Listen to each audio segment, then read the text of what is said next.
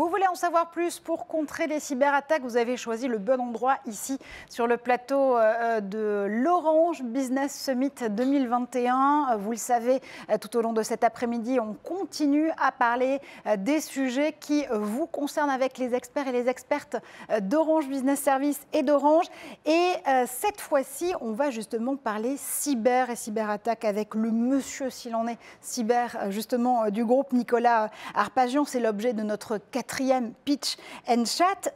D'abord, la cyber, on a l'impression que c'est très à la mode, mais c'est surtout un sujet extrêmement concret. C'est vrai que le gouvernement français a annoncé il y a quelques semaines un grand plan cyber, un campus cyber qui va être inauguré au mois de novembre prochain à la Défense. Orange est notamment moteur de ce projet, de ce futur campus. Et puis surtout, aujourd'hui, nul, si j'ose dire, n'est épargné par les cyberattaques. Concrètement, aujourd'hui, alors je sais qu'elle est protéiforme, mais la menace cyber, elle ressemble à quoi pour les entreprises ? En fait, elle va concerner tout ce qui nous permet d'utiliser le numérique qui nous permet de produire, d'échanger, de créer, de commercer. Et en fait, la question qui va se poser, c'est la disponibilité de ces systèmes d'information, de ces actifs. On va avoir des données, on va avoir que ce soit des photos, que ce soit des fichiers, que ce soit évidemment de l'argent. On va besoin de compter sur la disponibilité. On va avoir besoin de compter également sur l'intégrité, que personne ne vienne modifier ces informations, soit pour justement nous léser ou au contraire les rendre inaccessibles. Et puis, il va se poser la question de la confidentialité parce que ce qui est à nous est à nous. Et puis, on va avoir besoin d'être certain que personne ne peut regarder nos correspondances, avoir accès aux détails de nos secrets d'entreprise ou éventuellement d'ailleurs à des éléments médicaux ou toute autre donnée personnelle protégée d'ailleurs par la réglementation.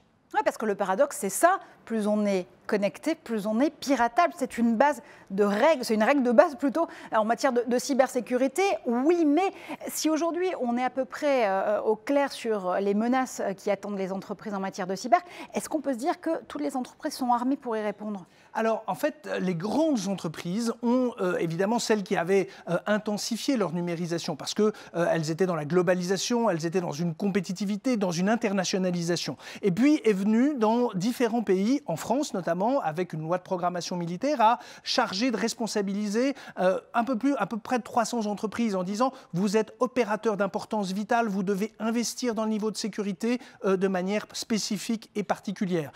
L'Union européenne a entamé exactement dans le même agenda la démarche de désigner des opérateurs de services essentiels. Ce sont des entreprises dont la défaillance mettrait en péril la collectivité européenne. Là encore, tout un corpus juridique et d'obligations en termes de cybersécurité. Les États-Unis ont fait pareil.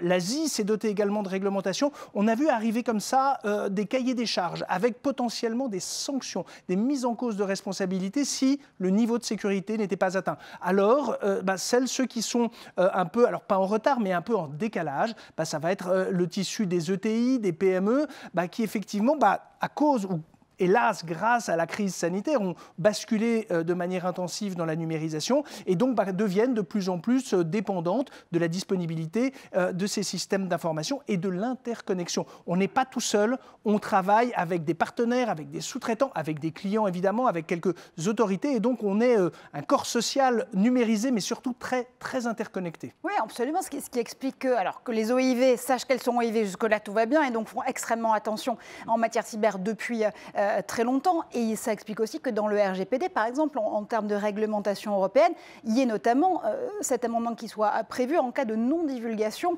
des failles de sécurité. C'est très important de prévenir dès qu'on est infecté, dès qu'on est justement sujet à une cyberattaque pour que l'ensemble de l'écosystème et de ses partenaires puissent aussi en être informés. Mais si on remet les mains dans le cambouis, la réponse technique, concrètement, elle consiste en quoi? J'imagine que là aussi, il faut faire du sur-mesure. Il n'y a pas une réponse unique. Bien sûr. La première chose, c'est déjà de savoir, cette phase d'audit, de conseil, comprendre ce qu'on a. Quel est le périmètre de l'organisation, de l'entreprise? Quelles sont les données?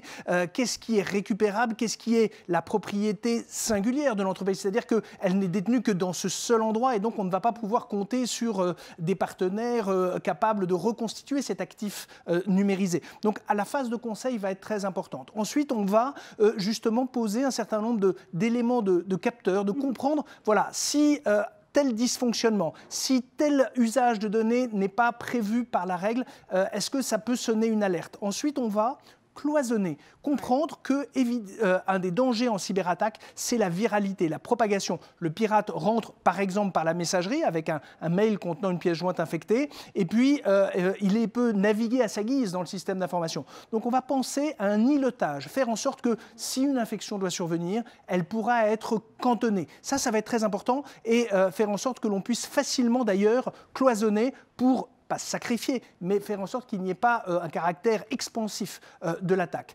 Après, la capacité de détection va être très importante. Un peu, une fois qu'on sait que ce qu'on a à protéger, on a mis en place des outils capables de prévenir, mais il va falloir détecter, c'est-à-dire comprendre un peu l'analogie avec le feu de forêt, c'est-à-dire que ce n'est pas tout d'avoir mis des réserves d'eau, de connaître les essences des bois de la forêt. Il faut un système de détection pour intervenir le plus tôt possible. Et ensuite, inévitablement des équipes de réponse à incidents. Leur métier, c'est d'être disponible dans des environnements pluriels, des environnements diversifiés, comprendre la nature de l'attaque et connaître les premières actions à conduire de manière à, justement, là encore, le facteur temps va être déterminant. Agir dans les meilleures conditions pour réduire l'impact de l'attaque. Je vais me permettre de filer la métaphore avec toi, Nicolas. Si je t'entends bien, il ne faut pas non plus imaginer mettre en place des lignes Maginot en matière de cybersécurité. Il faut être agile. Il faut aussi savoir, encore une fois, être très attentif à l'attaque à laquelle on est sujette et donc en fonction, être résilient aussi dans la façon dont on va adapter bien sûr, parce que sa défense. fait, en plus, l'entreprise, la collectivité même, va être un corps social vivant. C'est-à-dire qu'on ne peut pas décréter des règles une fois pour toutes et considérer qu'elles sont pérennes et qu'elles ne seront jamais remises en cause. Non. D'ailleurs, ce qu'on va faire dans nos propositions, c'est justement cet outil. On s'est dit, on va faire en sorte que ce qu'on déployait pour les grandes entreprises, on les dotait d'un SOC, Security Operations Center, c'est-à-dire une tour de contrôle avec la capacité de comprendre des événements inhabituels.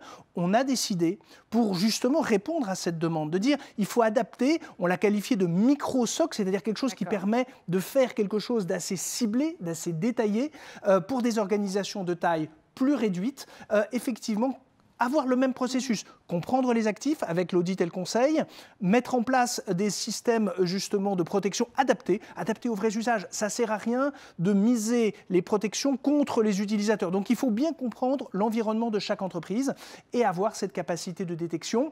Par contre, ce qui était avant l'apanage des grands groupes, des multinationales, avec justement des bases de données très impressionnantes de nature d'attaque, des indices de compromission, des signatures de logiciels malveillants, on va pouvoir en faire bénéficier des entités de taille plus petite, des collectivités locales, des ETI, de belles PME. Oui, parce que, encore une fois, on ne cesse de le rappeler, mais toutes les échelles d'entreprise sont touchées aujourd'hui. Si on revient sur les grandes étapes de déploiement de ce micro-SOC, ce serait quoi ? Alors justement, c'est d'avoir une compréhension des périmètres. Lorsque l'on va avoir un système d'information, il est interconnecté avec des partenaires, il va y avoir des éléments qui seront peut-être scindable, c'est-à-dire qu'on va pouvoir à un moment considérer, oui, ça je peux le suspendre. Ça, attention, c'est critique, c'est déterminant pour la continuité de service, pour la disponibilité de mes équipements. Éventuellement, quelquefois, j'ai des pénalités de retard ou des pénalités, donc ça c'est particulièrement important d'en assurer la disponibilité. Donc ça va être ce travail d'analyse, et ce qui est intéressant, c'est qu'on va faire travailler les métiers avec les gens du numérique et les gens de la cybersécurité. Donc c'est pas quelque chose qui descend de manière autoritaire, c'est quelque chose qui va être éclairé par les spécialités, les spécificités de l'entreprise, de son historique, de son métier, de son environnement.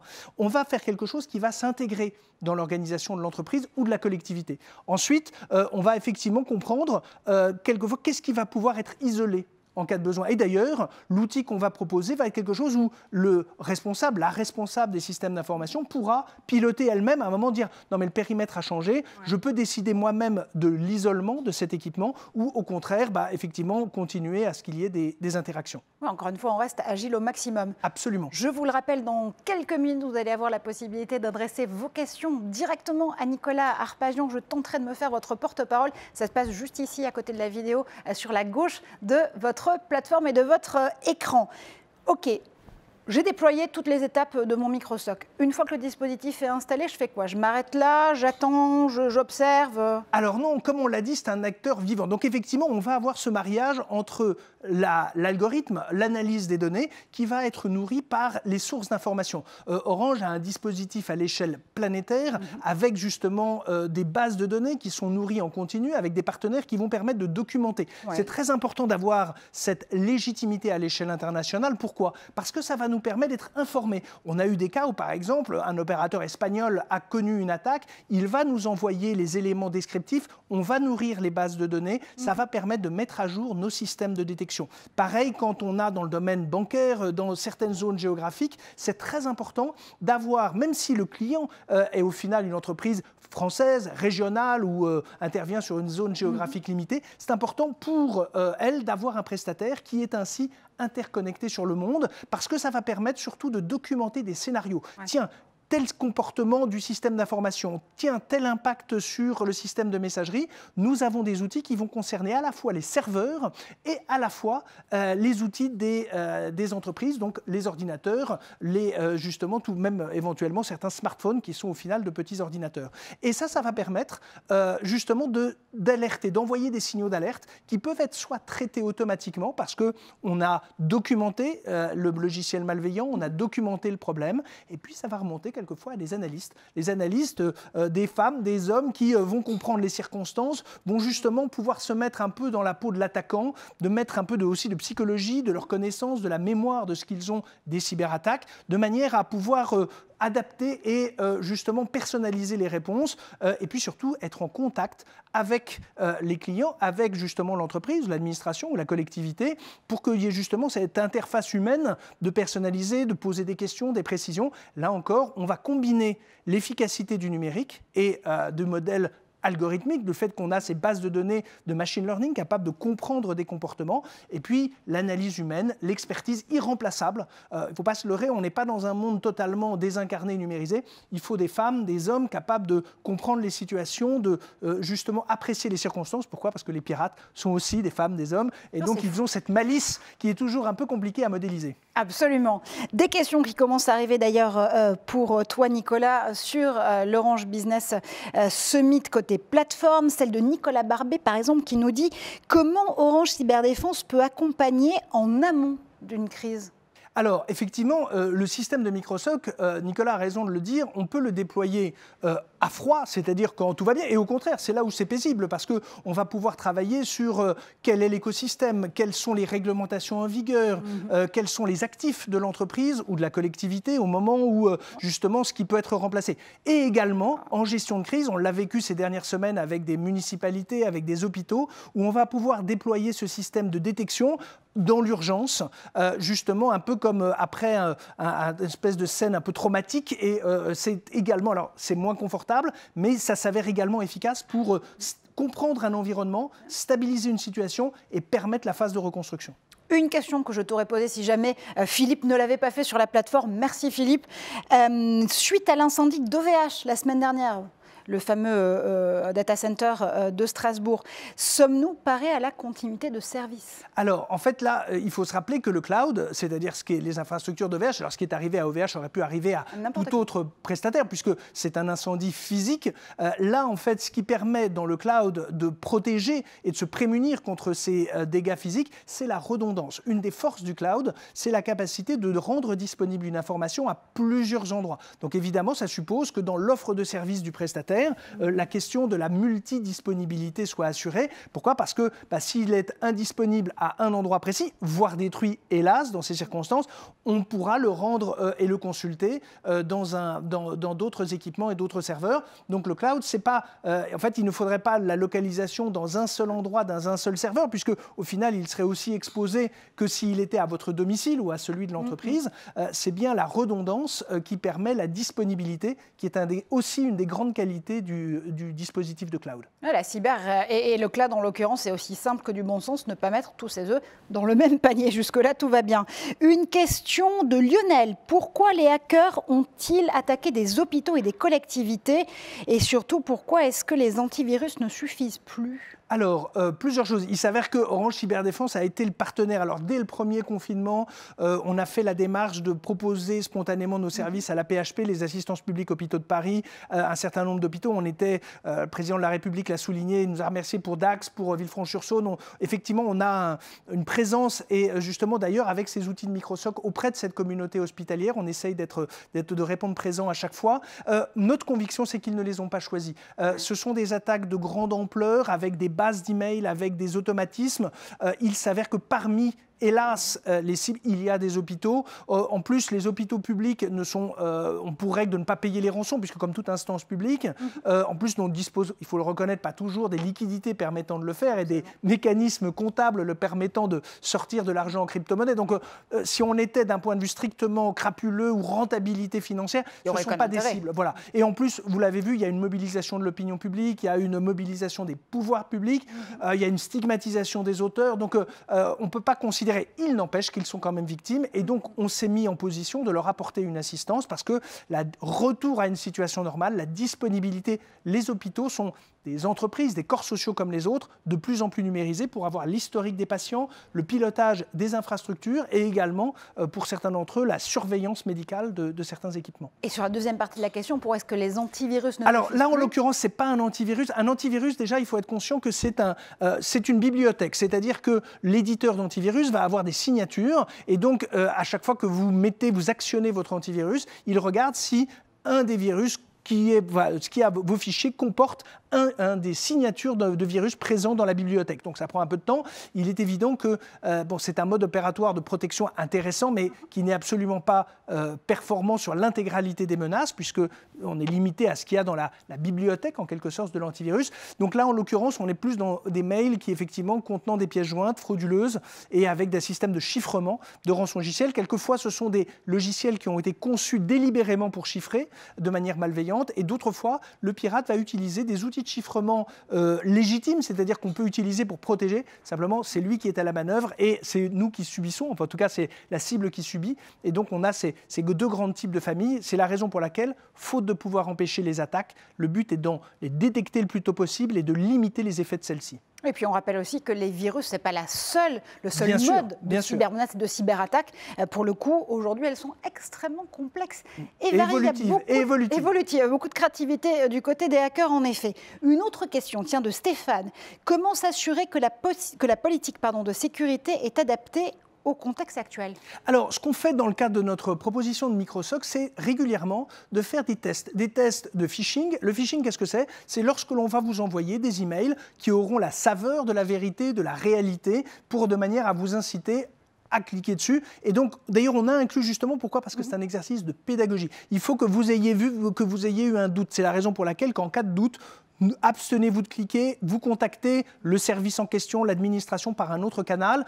Mais en tout cas, on inclut parce que cet exercice régulier d'envoi de mails frauduleux, alors frauduleux mais aimable puisqu'ils sont opérés par nous. Par contre, effectivement, c'est vrai que la pédagogie et le fait de faire comprendre aux utilisateurs d'un système d'information que la seule équipe SSI, sécurité des systèmes d'information, ne peut pas être à la manœuvre, mais c'est bien chaque personne, chaque collaborateur, quel que soit son grade, quelle que soit sa fonction, dès lors qu'on lui donne un ordinateur de travail, on lui donne un smartphone, elle est partie prenante de la chaîne de sécurité. Donc là encore, si à un moment vous avez un doute, on ne vous sanctionnera pas, mais il vaut mieux le signaler auprès du service de cybersécurité de l'entreprise ou de la collectivité, de manière à entamer les premiers éléments de détection en disant « j'ai reçu ce mail, j'ai cliqué mais je n'aurais pas dû. Tiens, mon poste a tel et tel dysfonctionnement, c'est anormal. » Voilà, pas de maladie honteuse, pas de choses... Plus tôt on partagera l'information, plus tôt on documentera, plus vite on pourra constituer les mesures de remédiation et de retour à la normale. Et puis encore une fois, c'est que du bon sens. Vous n'ouvrirez pas dans la vraie vie à un inconnu qui frapperait à votre porte. Donc mais s'il se dissimule, voilà, dans la volonté de bien faire du travail au quotidien, quelquefois on est un peu pris par l'enthousiasme ou par la rapidité, on regarde ça sur des petits écrans.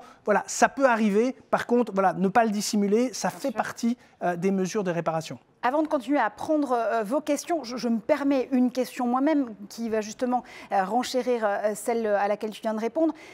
Aujourd'hui, évidemment, dans un contexte où le bureau a beaucoup changé, où nos vies personnelles et professionnelles sont intimement imbriqués et où on travaille beaucoup depuis chez soi en télétravail, ça veut dire aussi qu'on est plus sujet à ce type de menaces et que toute la suite bureautique qui pourtant essaie d'être au maximum sécurisée par les DSI à distance, forcément, c'est un nouveau challenge pour eux. Comment ça se passe? Alors, c'est un jeu où les responsabilités sont partagées. C'est-à-dire qu'il faut que l'entreprise, l'employeur, la collectivité fournissent à ses collaborateurs des outils opérants. Pourquoi? Parce que le risque, ce serait ce qu'on a appelé le shadow IT, vous savez, cette informatique de l'ombre, où quand la personne va improviser, elle n'a aucune mauvaise intention, mais elle va essayer de trouver un système de partage de fichiers volumineux, un système de visioconférence, elle va essayer de trouver un système. Et donc, à partir du moment où on laisse l'initiative à chacun, on démultiplie les risques et on ouvre des portes supplémentaires qui ne sont pas documentées par les équipes de la direction des systèmes d'information. Donc, elle a une responsabilité, cette direction des systèmes d'information, de fournir des équipements.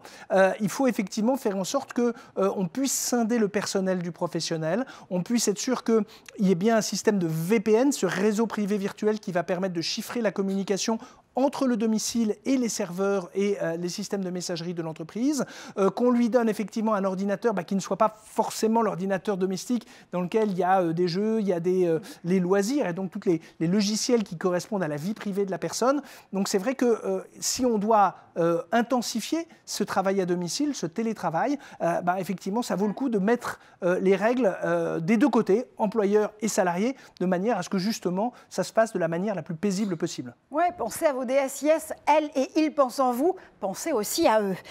Deux nouvelles questions qui arrivent justement sur la plateforme. Une première question d'actualité là aussi de la part de Daniel.